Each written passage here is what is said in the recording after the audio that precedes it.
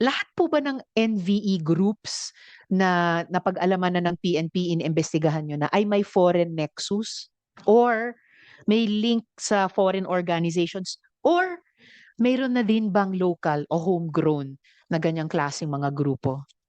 Actually, hindi po natin na na identify talaga kung may local groomers, but ito kasi borderless naman po yung mga social media platforms natin, kaya na-access talaga ng mga kabataan. And in our data, Madam Chair, um,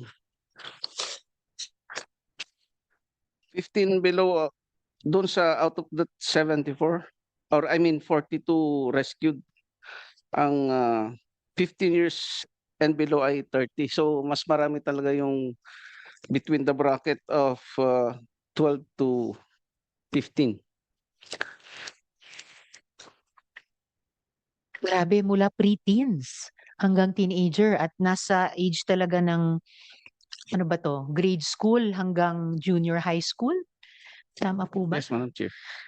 Okay, so talagang sa mga young people talaga natin yung demonstrated na panganib o harm sa ngayon based pa lang dun sa na-rescue nyo. Yes, Yusek Paraiso. Madam Chair, on the question po, and I'd like to help our friends po and give context.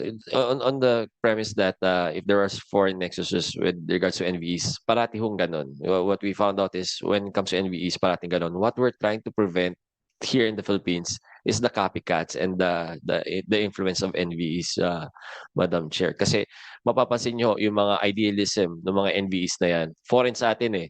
Racism, white supremacy.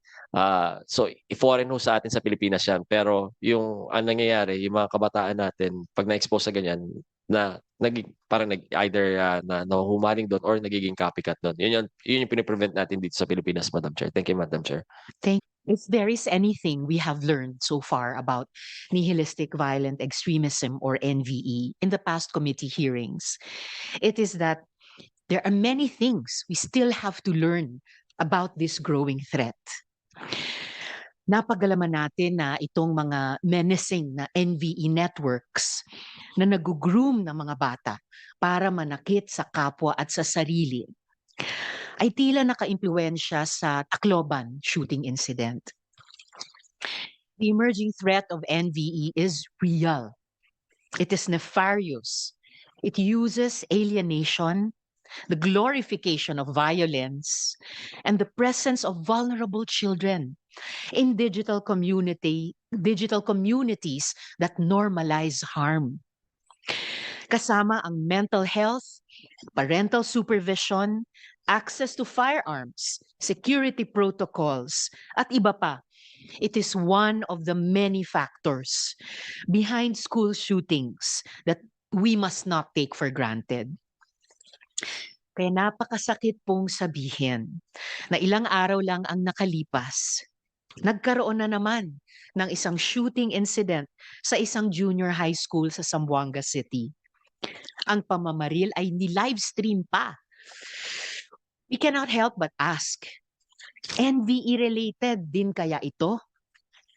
Kasi ang itsura ng video, parang ginawang laro ang kahindik-hindik na karahasan. 2 bata ang patay dahil sa insidente.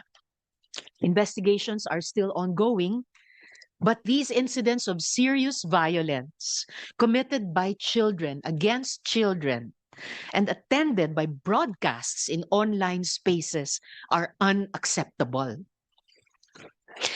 Naiintindihan din po natin na sa ganitong bagong phenomenon, may tendency pa pong lumala ang problema dahil sa atensyon na binibigay sa mga salarin.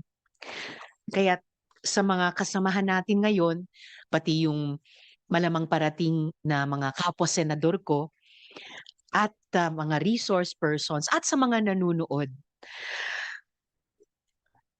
para maiwasan ang posibleng paggaya at pag-glorify ng mga bata sa ginawang karahasan ng shooter.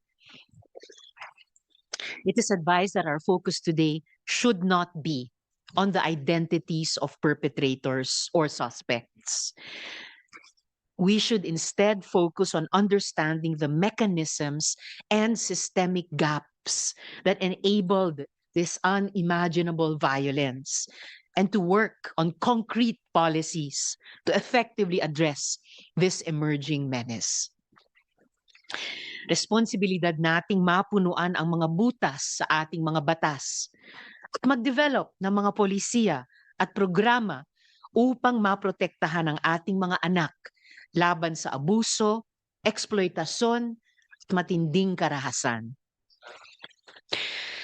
Kasama rin nating pag-uusapan ngayong araw ang Senate Bill 1759 ni Senator Camille Villar at Senate Bill 2369 ng Chair that expand the coverage of our anti-violence against women and children law to include violence in digital spaces.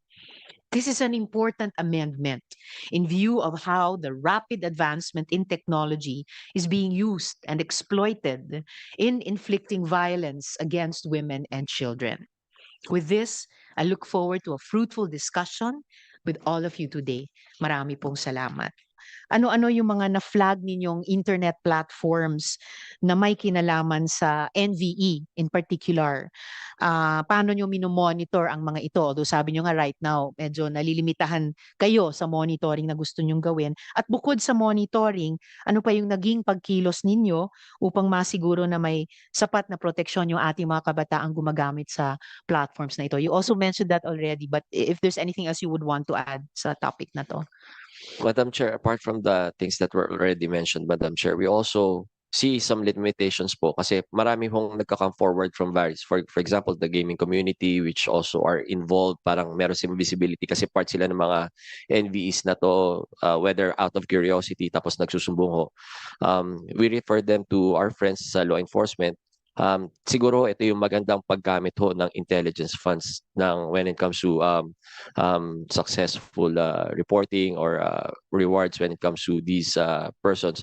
Kasi pag aasahan nyo kami sa whether it's law enforcement o sa amin sa CICC, bago ho kami, medyo matatagalan bago namin ma-penetrate ng mga NVE groups na to if they already have proposed targets here in the Philippines. But there are already existing people that were coming forward and approaching CICC, and we pass them on sa whether it's the PNP or the NBI po. Siguro po ito yung mga tamang paggamit po ng intelligence funds kasi honestly hindi ho law enforcement agency po si CICC, so as much as we want to entertain them and prevent some things from happening, we still have to rely on our law enforcement partners po, Madam Chair.